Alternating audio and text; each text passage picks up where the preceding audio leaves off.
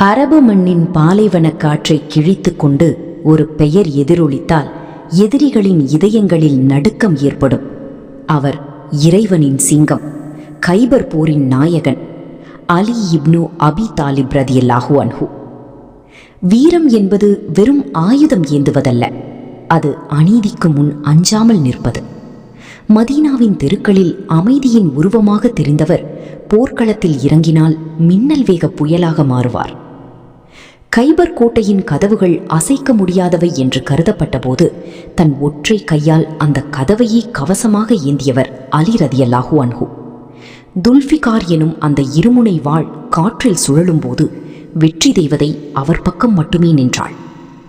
அவர் வீரத்திற்கு ஒரு இலக்கணம் சொன்னார்: கோபத்திற்காக யாரையும் கொல்லாதே, இறைவனுக்காக மட்டுமே போரிடு. எதிரி தன் முகத்தில் துப்பிய போது தன் கோபம் தனிப்பட்டதாகிவிடக் கூடாது என்பதற்காக வாளை உரையிலிட்ட அந்த தூய வீரத்தை வரலாறு எங்கும் கண்டதில்லை. அறிவிலும் அவரே சிறந்தவர், வீரத்திலும் அவரே முதன்மையானவர். வீரமும் விவேகமும் ஒருங்கே இணைந்த அந்த மாமனிதரின் புகழ் காலம் உள்ளவரை நிலைத்திருக்கும். அலி ரதியல்லாஹு அன்ஹு ஒரு சகாப்தம், ஒரு பாடம்.